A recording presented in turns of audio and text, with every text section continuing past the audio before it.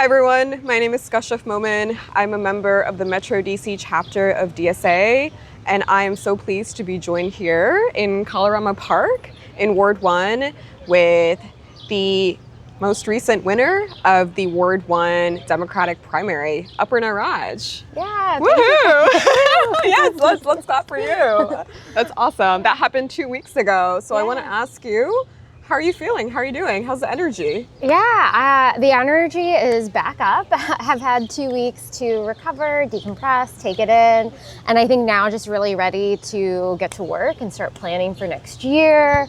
I think, this past election cycle, we saw people really turn out and really excited for a new kind of governance. They're excited too. Yes. And I think it's going to be on us. It's going to be on the council and the mayor to make sure that we see that through and we can really hit the ground running next year. That's awesome. I love that you're already channeling, your energy into looking forward and have a game plan. But I am curious. I've seen you at so many rallies and events, and it seems like your schedule has been packed for many months now. You've been knocking on doors, you've been giving speeches. What are you looking forward to that is not campaigning and getting prepared for just hitting the ground running? I'll say the day after the election, my husband and I tried EBs for the first time, which is really exciting. We got their burger, we tried their dirty martinis. And I think just being able to live in the ward and being able to experience things, go to restaurants and have a slightly more predictable schedule over the next 6 months will be really nice.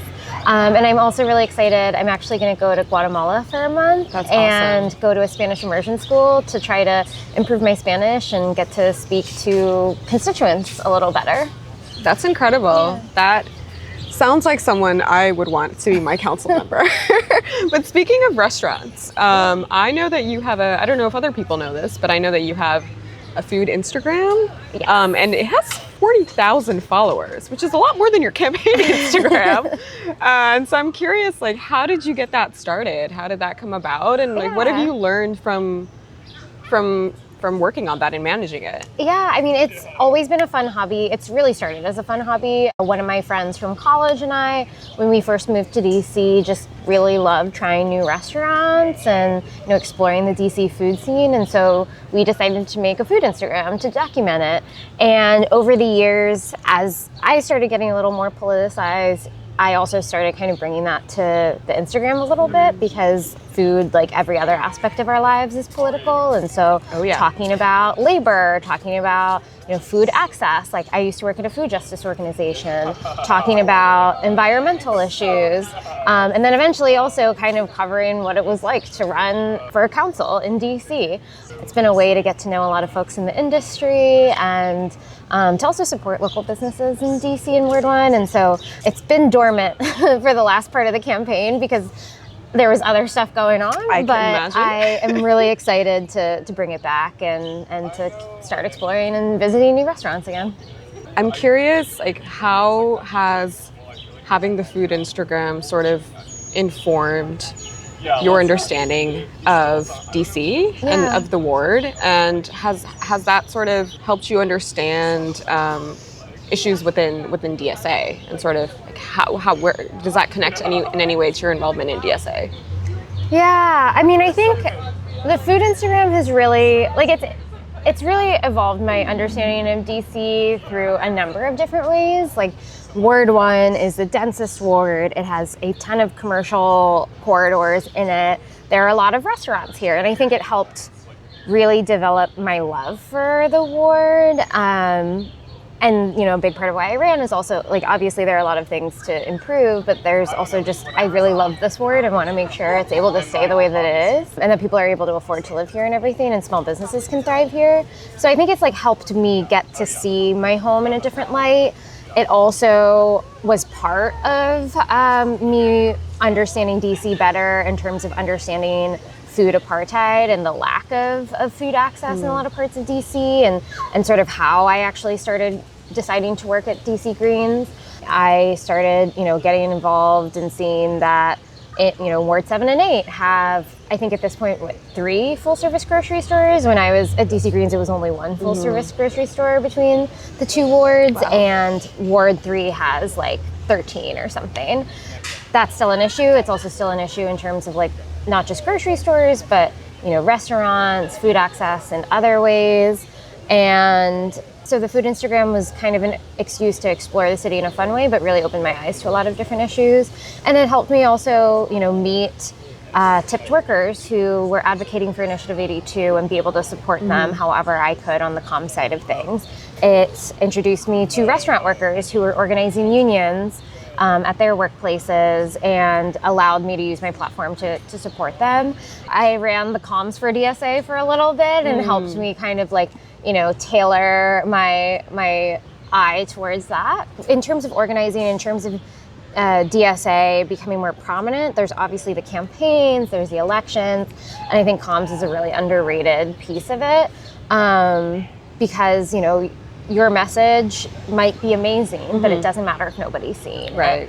it. So I think it has really, I think you can kind of see through my campaign too how important comms was, and I think that has just been sort of the product of both my food Instagram and my career and my organizing all kind of coming together. That's awesome. It's the point I want to talk a little bit more about is you mentioned sort of the role of social media in your campaign, and I do think that had a really big role. There, even according to what I read, there was a lot of sort of the messaging that you had on social media that I don't want to draw similarities to Zoran, but strong social media is really what's driving some of the engagement around these campaigns. I'm curious, besides that, you had DSA endorse you, and you also had Aparnistas knock over 94,000 doors, and a lot of them were DSA members. So what's been the role of DSA and this machine in your success in the primaries? So the way that I think DSA has approached campaigns in the past has often been we've had someone who has been a candidate who is external to the chapter, but we really align with, they apply for endorsement, we endorse them, and then we knock a ton of doors. This campaign was different in that I am of DSA, and like our campaign had DSA embedded throughout, even prior to the endorsement. I was the chair, I helped lead a lot of the electoral campaigns. On sort of our core group of volunteers, I think at least half, if not the majority of folks are DSA members, and that was also embodied with our field lead, our staff, our field leads, our staff, and our volunteers. Many of them were already DSA members or joined DSA throughout the campaign or even after the campaign, after kind of getting to see it through the campaign itself. Our policy is informed by like my values and my politics as a DSA member, and sort of has been developed through tenant organizing and labor organizing. And so I think this was different in that it wasn't, say, like, DSA is this external force turning its volunteers onto a campaign. It was within the campaign from the very beginning. And so I think that's why we were able to see so much energy. And, even back in October and November, we had canvases with 20 to 30 people turning out, and that was unheard of for canvases that were that far away and that early in the campaign. And I think social media has been a good tool too to really activate a lot of people who either were new to politics or felt left behind by politics and by our local government. Local government, oftentimes by design, is really opaque for people, and you have to be paying attention already, or you have to be part of an organization that's organizing you to know what's going on, to know what bills are being introduced, to know what's in the budget. The way that I wanted to use social media during the campaign, and that I plan to use it in the office, is to try to demystify it and make local government much more accessible to people. People can tell that their PEPCO rates are going up $200, $300, but they don't know why or what the council might be able to do about it. People know that they're struggling to pay their rent, or they know that childcare costs $22,000 and they're debating whether they can stay in DC or whether they have to move back with their parents, but they may not know what laws are already on the books, that we have free pre-K 3 and pre-K 4, but that we also have the resources, if the council and the mayor are willing to fight for it, to fight for free universal childcare. I really wanted to use the comms as a way to where most people who may not be paying attention to politics understand what's happening in their lives and the material realities they're facing, to be able to tie that to why that is and what council and the mayor can do. That's incredible. So I guess looking forward, how do you envision sort of your relationship to DSA as council member, fingers crossed, and how do you also just envision what you'll prioritize in those first few months? You mentioned, this opaqueness and this sort of lack of transparency of how things operate and process and how bills get turned into law and how folks can come out and advocate for what they want. What role do you plan to play, especially in those first few months? Yeah, so I see, the same way the DSA was a core part of the campaign, I see it being a core part of the office, with everything from the type of, bills that we introduce to the way that I want to bring the energy from the campaign to effectively being an organizer in office and having folks go out and make sure that people in Ward 1 know what legislation is coming down the pike and also feel really engaged in local politics. Ward 1 has been at the center of these two major crises. We have seen the cost of living skyrocket over the years, and our government thus far, our local government thus far, has been totally, oftentimes encouraging it, if not, or oftentimes just, going with the status quo, if not encouraging it.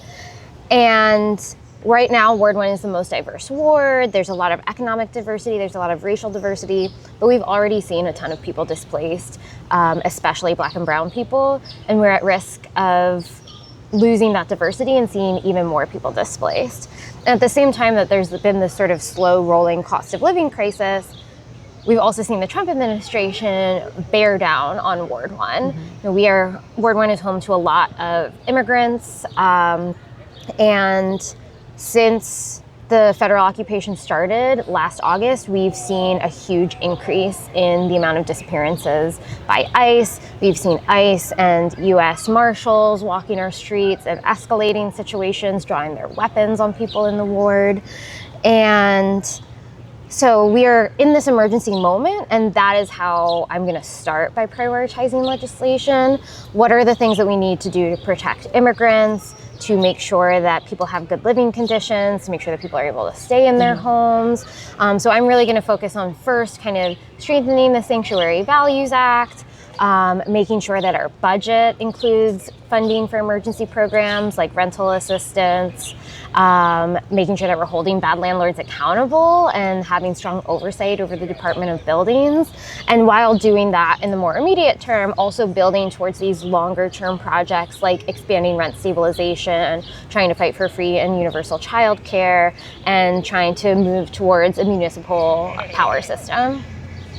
Great. Awesome. I know you've run on a platform of affordability, and it's clear to me that that's something you're going to continue to push for, and also protecting our neighbors.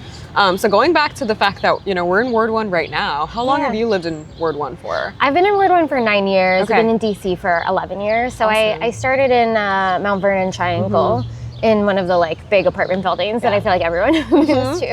Yep. And, And what is what are your favorite things about the ward? Do you have a favorite restaurant? Yeah. Oh my gosh, Ward 1 is it's really like the heart of DC, in my opinion. It's in the heart. And it is. Yeah. What's so incredible is you have queer bars, you have pupuserias, you have half-smoke places, you have Ethiopian and Eritrean restaurants, you have cocktail bars and dive bars. There's just so much of the diversity that is in the ward is demonstrated all across, and it's really, really incredible. And of course, is District Delicious, like a restaurant or a bar is probably gonna be my favorite thing about the ward. I love the Green Zone. It's probably my favorite bar in DC. It's also where my husband and I went on our first date. That's awesome. And so we go back every year. But it's a Middle Eastern, same this for the viewers at home. I'm sure you know. No, please tell me. Yeah. But it's a cocktail bar in Adams Morgan, where they have like Middle Eastern inspired cocktails, and they have, you know, bites and everything, and they have like a DJ on the weekends sometimes.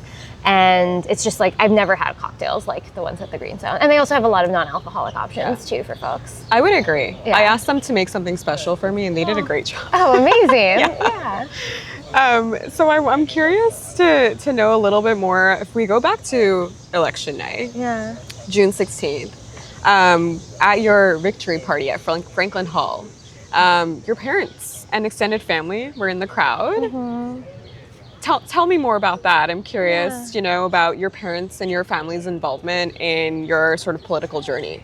I mean, I didn't grow up knowing I wanted to get into politics or that I wanted to study political science or anything, but I think seeing our family struggle with finances and seeing my dad get laid off in high school, and you know, also seeing health scares and wondering if we would be able to maintain health insurance really at least opened my eyes to the fact that there were these larger issues in our society and that something needed to be done about them. And so my journey to politics started out as a really personal one. And even so, I never thought that I would actually run for office. And I mean, they've been extremely supportive. We haven't had an elected official in our family at all. So this is all really new for them. And it was really sweet. My dad was like following the Mobilize page, and he would be like, oh, you have a volunteer orientation today, right? Or he like tracked the OCF website and like was the first person to text me about different people's like finance reports and stuff. Wow. And yeah, and it was really, I don't think I fully processed what it meant and the significance of it until election night and seeing my family wearing the shirts and everything. But it's been really cool, and my cousin has a few kids as well who are at the party, and you know, they came to a couple debates, they came to table once, and it's been really cool to be able to also set that example for them of both, you know, I grew up with like Bobby Jindal as the Indian political representation. So it was cool to show, and also to see from Zoran that you can have not just Indians in office, but like leftist, socialist Indians in office. And so yeah, it was really great. Yeah. It was really incredible to see them, and I think you're, you know, serving as sort of a role model for the younger generation, the future generation of aspiring change makers and organizers. So that's awesome.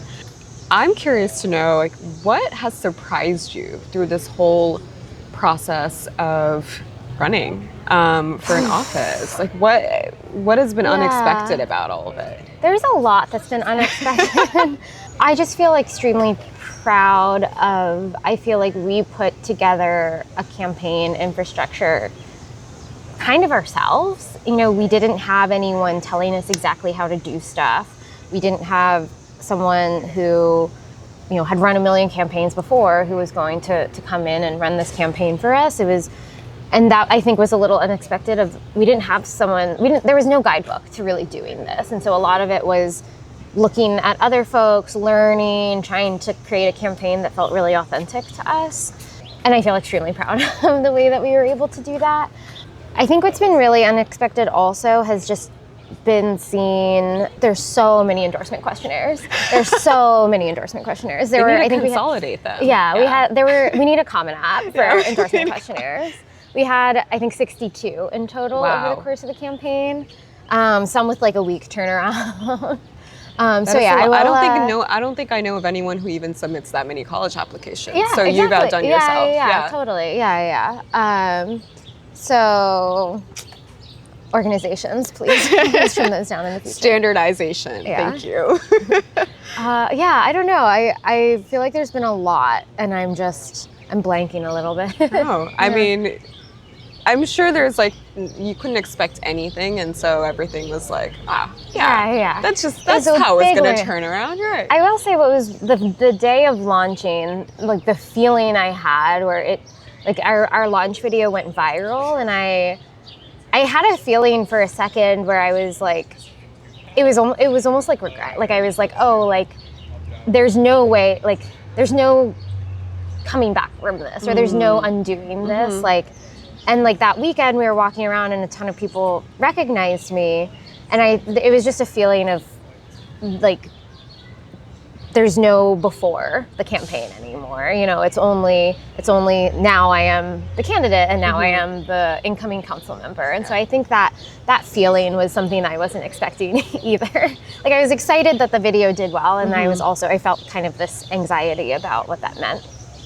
Of course. Yeah. It's everything about it is just, for someone who is very thoughtful about their approach to things, I can only imagine that you have those thoughts and feelings. So yeah. Well, I want to turn it to, we have James and Tayo here, who have been our phenomenal videographers. Do y'all have any questions for Aparna? I really just pulled y'all from, I am breaking the fourth wall. Yeah. Do you have any questions? And audience members, please type in your questions. Yeah. Do you watch Love Island? I don't. Okay. Do you? I do. I love Love Island. But there's like a moment from last season where it was Andrina goes, "I'm stealing your man." Like literally looks into the camera. I love that. Sorry. Oh, and it looks like Tayo might have something. I do have something. Hi. Hey. It's me, Kasha. Yeah. Going back to your time, being a foodie for, what was the name of your District blog? Delicious. There we go, District Delicious. I want to harken back to your same skill for some controversial topics. Okay. The first one that I have, I want to hear a yay or a nay, and then your support. Pineapple on pizza. Yay. Yay? Okay, we have taste. I don't need, actually, I lied. I don't need support. I don't even need support. Anyone behind the camera. Right. So I don't exist. I don't just already have, if I could have voted, I would have. It's not. It's the enlightened take. It is, yeah. Like it means your palate can handle like the sweet and the savory and the salty all together. You know what? I want to start no trouble, but I would like a study being done on the cultures that like pineapple on pizza and the ones that don't, and see how many spices are in their food. But to the next question I have is universal healthcare. Oh, yay. Yay? Why?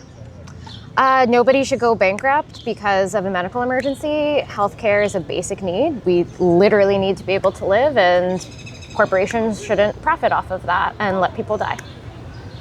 I agree. I don't know why. It's because I got this new phone. I finally left the Apple Garden. And so now that I'm off the plantation, I now need to learn a whole new skill. I thought that they would all be food related, so I was like waiting for the. No, we keep you on your toes. Yeah. Although, yeah, eating too much pineapple pizza may also. I mean that is a lot of acid in the stomach for sure. Yay or nay? Asking your friends to help you move after the age of 30 instead of hiring movers. Can I say a qualifier? Like, I would say it's a yay if you are willing to buy them dinner, give them a big old thing, it depends on how much you're asking them to do effectively and how many people you're asking. That's fair. And I feel like, yeah. No, when's the last time you moved? Did you ask your friends to help you move? No. Last time I moved was, 2022, moving in with my then boyfriend, living in sin, and not anymore though. And thank you. I was 8 at the time.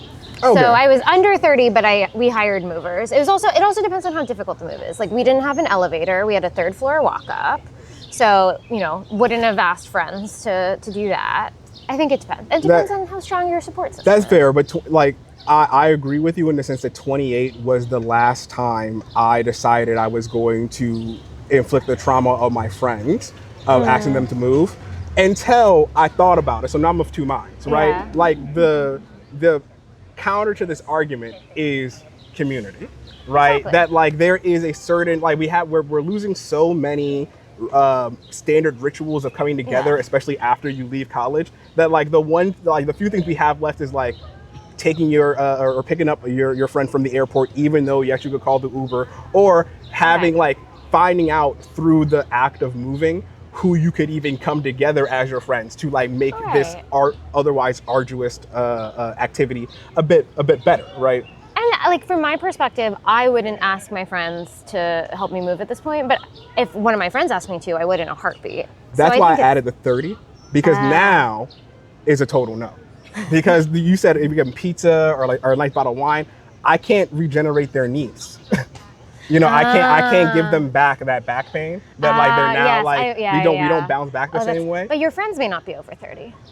That's true. I guess I have to make sure I keep younger friends. Cut that. Cut that. All right. Yay or nay, billionaires? Nay. Nay? Nay. Hard nay? Hard nay. Not even a good guy with $1 billion or whatever they're saying? You can't be a good guy with $1 billion. It's impossible to make $1 billion without some sort of exploitation somewhere along the line. But Jay-Z. I don't know how much we want to dig into Jay-Z's ethics. Yay or nay, taxing billionaires? Yay. I don't know if this is going to make it in because it might be a little inside baseball, but I wonder how you feel about, or from your position now as a councilwoman, what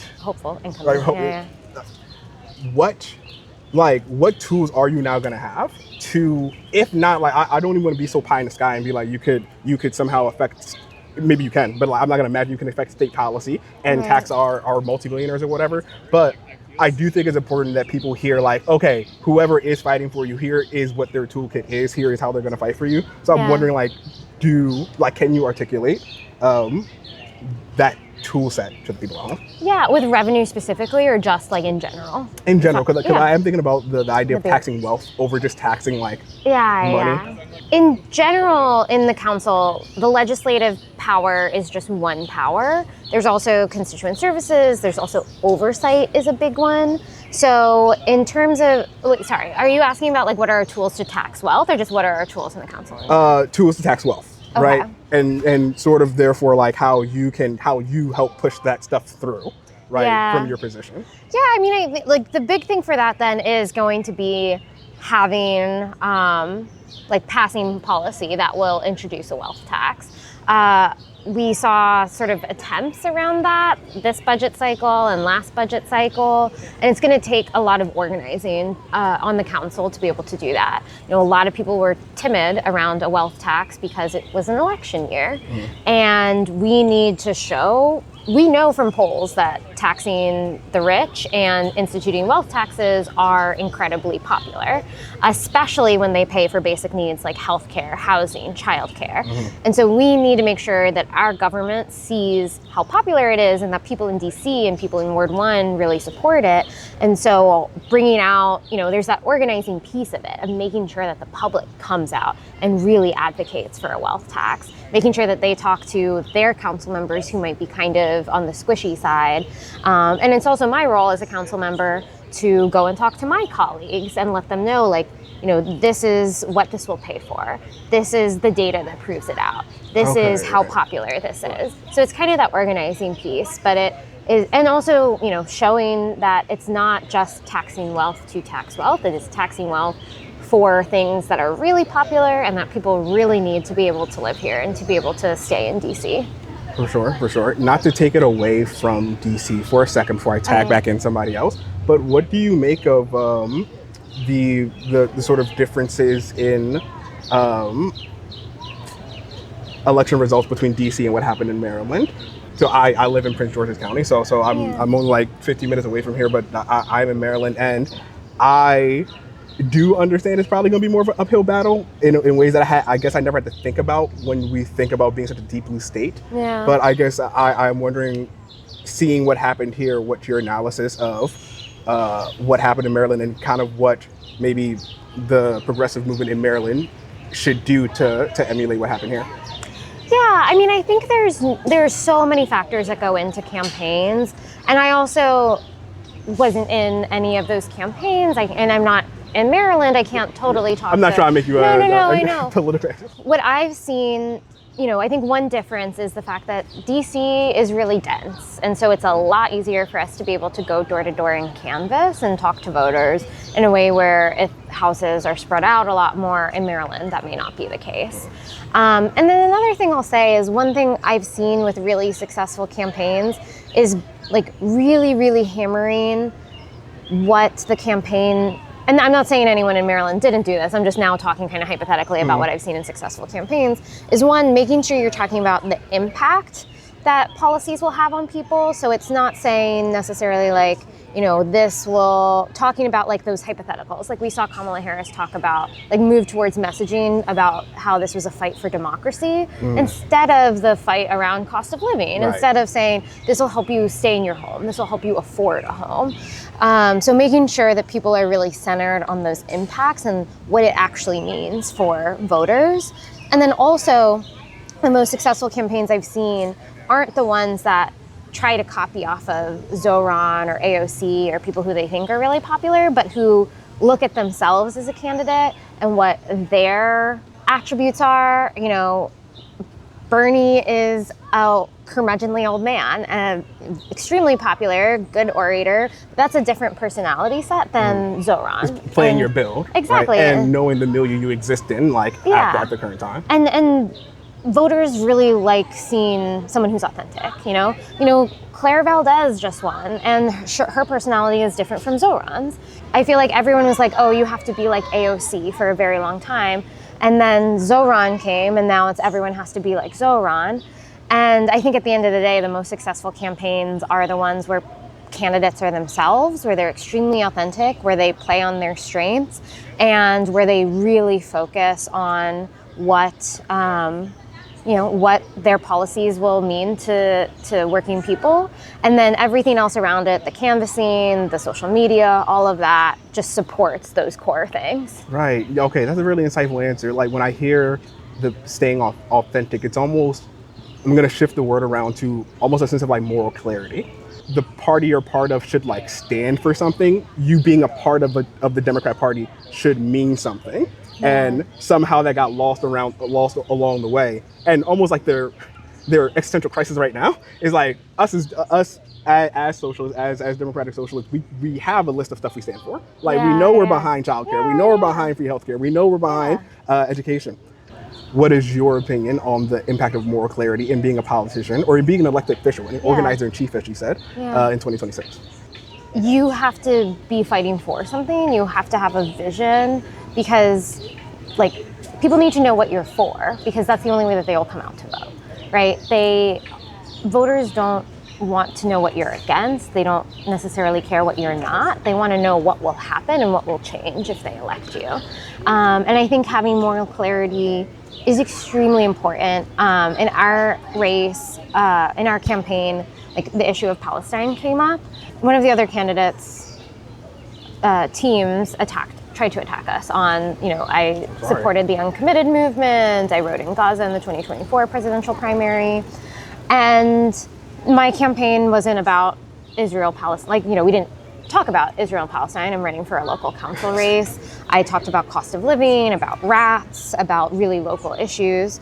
But I remember we had a fundraiser early in our campaign, and the person who hosted the fundraiser said that a big part of why they're hosting it is because of my support for a free Palestine. And the way that they phrase it is because, if I know that Aparna will stand up for a free Palestine and is willing to fight for that, it makes me believe her when she says that she will actually do these things, that when she says that she will fight for everyone to have dignified housing, good union jobs, universal childcare, things like that. So I think the moral clarity piece is important because that's what politics is. It's all about affecting people's lives. It's about whether people can afford rent or afford groceries or utilities. And it's what actually gets people to trust you is, knowing that what you're saying is not just a campaign promise, it's that you're like actually about it. That's facts. Thank you. I'm gonna get out of here. If you can bring down the rent and war one, I would love to be one of your constituents. Thank you. Yeah. We were talking so much about food, I realized. Yeah. And with and your I food learned that you Instagram. are a huge supporter of pineapple on pizza from our Right. previous. Yeah. What I am now really embarrassed to say is I've never tried it. Oh, really? Yes. Oh. And I should, because I'm also a foodie. And I Yeah. think it's unfair for me to be so close-minded. Well, I think maybe, so when I tried Malort, you know what Malort is? No. I couldn't tell you what it's made of, but it's like a liqueur from Chicago. Okay. Tastes awful. And so when I went to Chicago, I tried it for the first time, and it had been talked down to me so much, like how awful it was, that when I tried it, it actually didn't taste that bad. So maybe if your expectations are so low Yes. for pineapple on pizza, Yeah. you'll actually like it. I think I know exactly how it will taste, and I just have a problem with my pizza being sweet.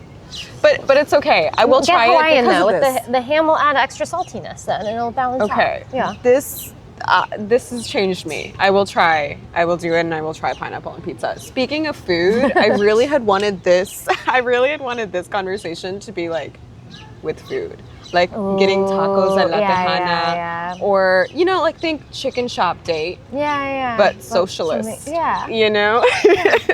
That would have been nice. But we don't have wings in front of us. We just have this beautiful park. So which is better, which is also nice. Yeah. You can eat up the scenery. Yes.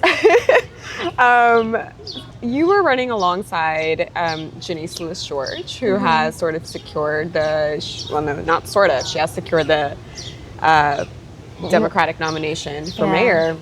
And you were seen, sort of at the same, rallies and really supporting each other in that way. What do you think that will sort of look like come November and in the new year? How do you see your role and how that interacts with the mayor and in general council and how that interacts with sort of the executive branch? I'm really excited. For years in DC, the council and the mayor have been really oppositional to each other. And, the mayor in particular has made it harder for people to be able to live in DC. And we've also seen sort of decaying public institutions under our current mayor. We've seen a lot of agencies be mismanaged, a lot of federal dollars get left on the table, a lot of people who are working multiple jobs or who have been appointed to head agencies who aren't qualified to head agencies. I mean, one of the things I'm most excited for is just to have our government work again, and to really, really put in, like, at the agency head level, people who are really qualified. And I think the way that, in my opinion, a healthy council and mayor relationship works is that we work together. That the mayor appoints people or suggests appointments for these positions, like the council is doing its due diligence of asking questions about, qualifications, about ethics, about potential conflicts of interest. But in an ideal world, that oversight function can be a little lighter and can be more due diligence rather than like really trying to push agencies to satisfy constituent requests or try to meet people's expectations. One example is with the Public Service Commission, the commission that decides whether or not PEPCO can raise rates or not. The PSC in recent years has just unilaterally allowed PEPCO to raise rates to the point where a judge sent back a rate hike and said that the PSC didn't get enough justification and that they have to re-examine whether or not these rate hikes were justified in 2024. And the mayor, our new mayor, if 2 of the 3 seats that are on the PSC are still up for appointment next year, has the opportunity to put in 2 really great people. And I, as a council member, want to be able to, I hope that that sort of appointment process will be really friendly and that, we'll just be able to have good people in those seats. The council in general plays an oversight role over the mayor and, checks up on how agencies are doing. And that's going to be a big part of my role in constituent services is if someone's trash doesn't get picked up, I'm going to be talking to DPW. If there is an unsafe an unsafe intersection for pedestrians, I'm going to be talking to DDOT, and really playing that role. I think with our new mayor coming in, with someone who's dedicated to trying to improve people's lives and make government work for people, is going to be hopefully more of a facilitation kind of role, and one that's more connecting rather than like constantly needing to lean on agencies. And so I'm really hopeful for that. And I'm also really hopeful to have similar policy priorities, to know that if we pass things like rent stabilization, like free universal childcare, if we pass things to like raise wages, that we only have to get to 7 votes instead of 9 because our mayor won't veto it. And so it means a huge amount to people in DC and to the council's ability to function, that we have a mayor that is actually going to fight for us. Are you prepared to receive a lot of complaints? You will have people ringing your phone all the time. Yeah. Well, I will tell you, I did get like a small portion of it on the campaign trail. That's I had true. conversations where people would just yell at me about rats or yell at me about something. And is that how that became such a big part of your Yeah, platform? oh yeah, I mean, yeah.